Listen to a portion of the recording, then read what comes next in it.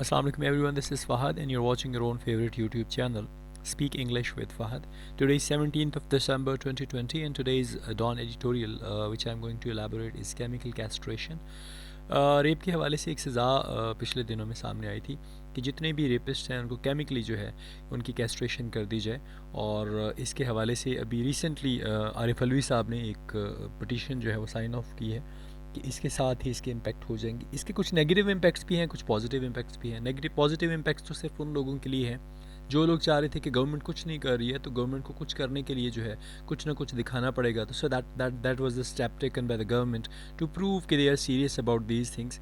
Negativity की तरफ अगर बात की जाए तो फर्स्ट ऑफ ऑल तो जो इंटरनेशनल लॉज हैं वो इस बात को एक्सेप्ट नहीं करते। सेकंड, ऑलरेडी जब हमारे पास कवानीन मौजूद हैं, why should we go with these things, जो थोड़ी अजीब लगती हैं उनकी तरफ नहीं जाना चाहिए। तीसरी बड़ी बात यह है कि जितने भी रेप होते हैं that's just because of the power. वो क्या करना चाहते हैं, अपनी पावर जो है उसको करवाना चाहते हैं कि हम लोग ज़्यादा पावरफुल हैं, तो उसका गलत इस्तेमाल करते हैं। उसके अकॉर्डिंग ये रेप या इस तरह की चीज़ें होती हैं, तो उसका ये कोई परमानेंट हल नहीं है। तीसरी बात, इन्होंने जो कानून साजी की उसमें लिखा कि that could be for 6 month for whole life injections दिए जाएंगे। तो इज़ दैट पॉसिबल कि आप या तो उस बंदे को कैद में रखोगे या फिर आप उसको प्रॉपरली चेक करते रहोगे। और दूसरी जो एक और बात है, हमारा जो सिस्टम है पूरा, इसमें क्या है कि अगर ऐसे बंदे एनरेज होते हैं तो वो खुदा न खास्ता कत्ल पे जाएंगे, इस तरह की चीज़ों पे। तो कोई भी कानून साजी करने से पहले government should have to look the things clearly कि इसके पॉजिटिव और नेगेटिव इसके यानी प्रोज एंड कॉन्स कौन कौन से हैं, उसके हवाले से इनको देखना चाहिए। बाकी which is written in the editorial उसको हम डिटेल में डिस्कस कर लेते हैं। फर्स्ट ऑफ ऑल स्टार्ट करते हैं जी। Chemical castration is no remedy for curbing sexual violence. Chemical castration करना किसी की ये कोई हल नहीं है। रेमेडी का मतलब होता है इलाज, फॉर कर्बिंग रोकथाम के लिए, सेक्शुअल वायलेंस जो है उसको रोकने के लिए केमिकल कैस्ट्रेशन जो है वो कोई हल नहीं है।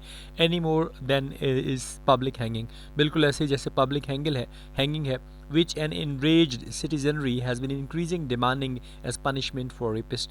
जो कि इन enraged का मतलब है इंतहाई गसीले citizenry जो हमारे शहरी हैं उनकी तरफ से ये बहुत बढ़ती हुई डिमांड आई है पनिशमेंट के तौर पे जो रेप करते हैं उनके हवाले से। The procedure does however give the impression of being proactive। ये जो प्रोसीजर है इसमें ताहम ये हमें दिखाता है कि हम थोड़े से प्रोएक्टिव हैं, एनर्जेटिक हैं लोगों को सज़ा देने के हवाले से। इट कुड साइलेंस दोज, ये उनको खामोश कर सकता है, हु बिलीव, जिनका यकीन है government is not doing enough to tackle a crime, कि जिनका यकीन है कि गवर्नमेंट जो है वो इतना कुछ नहीं कर रही कि वो किसी किस्म के जो क्राइम है उनको टैकल कर सके। That seems to have assumed alarming proportion, जो ऐसा लगता है कि एक बहुत बड़ी मिकदार तक जा पहुँचे हैं, यानी जिनके बारे में सोचा जा सकता है कि ये क्राइम जो है वो हद से ज़्यादा तजावुज़ कर रही हैं। ट्यूसडे की अगर बात की जाए, president Arif Alvi signed off on the anti rape ordinance. एक एंटी रेप ऑर्डिनेंस को आरिफ अलवी जो प्रेसिडेंट है पाकिस्तान के, उन्होंने मंगल को साइन किया। That allows for chemical castration of those convicted of rape, जो उन लोगों के लिए इजाज़त देता है कि उनकी केमिकल कैस्ट्रेशन कर दी जाए जो कन्विक्टेड होते हैं रेप के, यानी जो साबित हो जाते हैं कि वो रेपिस्ट हैं। Contrary to earlier draft however, इससे जो पहला ड्राफ्ट था उससे ये बातें बिल्कुल अपोजिट है। The perpetrators consent will not be required for the procedure to be carried out. Perpetrators का मतलब होता है मुजरिम, यानी उसकी जो रजामंदी है वो ज़रूरी नहीं होगी इस प्रोसीजर को कैरी आउट करने के लिए, इसको करने के लिए। Rather it will be at the discretion of the जज to impose the punishment for a period ranging from 6 months to life. और ताहम क्या होगा कि ये डिपेंड करेगा डिसीशन पे के डिस्क्रेशन पे के जज ने उसको कैसे कम्प्लीटली तौर पे देखा है, या उसकी केयरफुलनेस क्या है उस केस को पढ़ने के हवाले से, और फिर वो पनिशमेंट इम्पोज करेगा जो 6 महीने से लेके पूरी ज़िंदगी तक की हो सकती है। This is not to say that the legislation has no redeeming features. ये कहना, दिस इज़ नॉट टू से, ये नहीं कहा गया कि लेजिस्लेशन जो कानून साजी है इसके कोई जस्टिफाइंग फीचर नहीं है। फॉर इंस्टेंस, मिसाल के तौर पे mandates the setting up a special court for speedy trial of rape cases, जो मैंडेट्स हैं जो सेट करें स्पेशल कोर्ट के कि वो स्पीडी ट्रायल दे रेप केसेस के हवाले से, which would spare victim the distress caused by long drawn out legal proceeding. जो क्या करेंगे, जो विक्टिम को छोड़ देंगे उसका जो तकलीफ़ है, यानी जो बेचारा जिसके साथ ये वाक़या हुआ है उसको तकलीफ़ में छोड़ दिया जाएगा। उसकी रीज़न क्या है कि हमारी long drawn out legal proceedings हैं, यानी बहुत लंबे अरसे तक कानून जो हमारे केसेस हैं वो पेंडिंग पड़े रहते हैं। and making their identification a punishable offense may encourage more victims to come forward. और इनकी आइडेंटिफिकेशन जो है उसको पनिशेबल ऑफेंस बनाने से क्या होगा, शायद कुछ और ज़्यादा जो हैं विक्टिम्स जो हैं वो सामने आ जाएं, उनको ज़्यादा हौसला मिले. The ordinance also stipulates that anti-rape crisis cells will ensure medico-legal examination of victim within 6 hours. ये जो ऑर्डिनेंस है ये इस चीज़ को भी स्पेसिफाई करता है कि एंटी रेप क्राइसिस सेल्स जो है वो यकीन दहानी करेंगे कि मेडिको लीगल एग्जामिनेशन जो है विक्टिम की वो 6 घंटे के अंदर अंदर हो जानी चाहिए, which will improve the chances of putting together a prosecutable case. जो क्या करेंगे, जो इन चांसेस को इम्प्रूव करेंगे कि हम कोई लायबल केस जो है, प्रोसिक्यूटेबल केस जो है उसके ऊपर बातचीत कर सकें. However, the ordinance falls short in several significant respects. यहाँ तक तो इसकी पॉजिटिविटी के हवाले से आ गया था.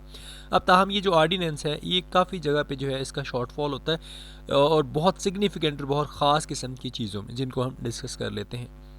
For one, first of all देखिए, the punishment of chemical castration is impractical in Pakistan context.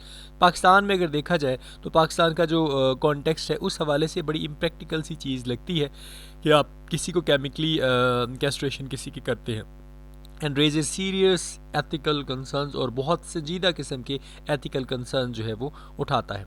एक बात. दूसरी बात, it demonstrate a lack of understanding about a crime of rape.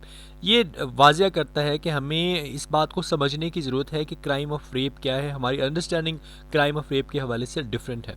While studies show that chemical castration can drastically cut recidivism rates into it is no quick fix. जबकि studies हमें ये बताती हैं कि अगर केमिकल कैस्ट्रेशन किसी की जाती है तो वो ड्रेसिक बड़े ही एक ख़तरनाक हद तक जो है हैबिचुअल रिलैप्स जो है क्राइम की उसको ख़त्म तो कर सकती है, लेकिन ये बहुत जल्द और क्विक फिक्स नहीं है. यानी ऐसा नहीं है कि ये परमानेंट काम करेगा. रेसिडिविज़म का मतलब होता है तकरार जुर्म, यानी बार बार किसी जुर्म को जो है रिपीट करना. The treatment must be continuous to remain effective. Treatment जो है वो कॉन्टीन्यूस रहनी चाहिए ताकि उसका असर रहे. Is our criminal justice system so efficient that it can keep the track of these individuals and bring them in for their injections at regular intervals.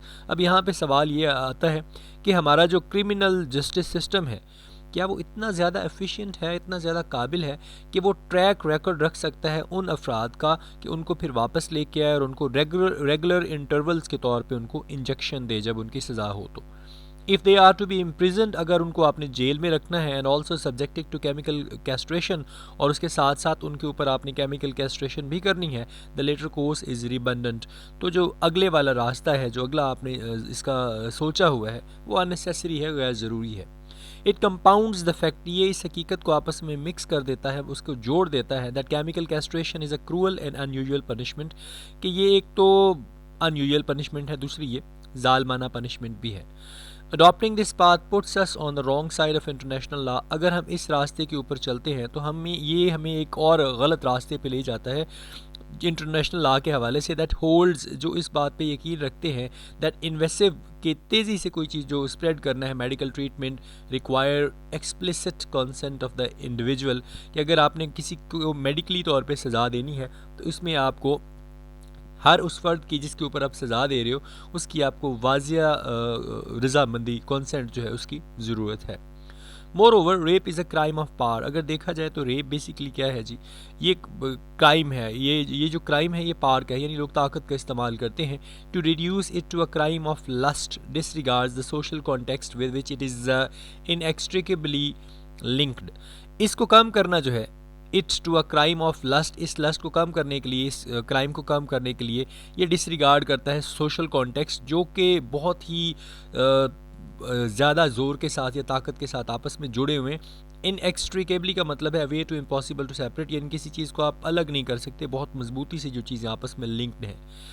Pakistan के बारे में बात करें तो Pakistan patriarchal culture denies women agency over the bodies while outmoded notions cast them as repositories of family honor.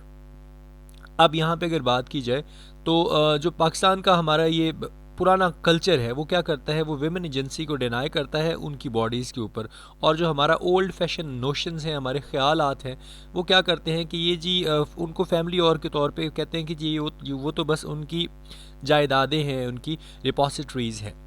That coupled with the culture of machismo, जो machismo के culture के साथ मिला हुआ है, means women are always potential prey, कि women जो हैं वो हमेशा एक शिकार हैं आपके लिए।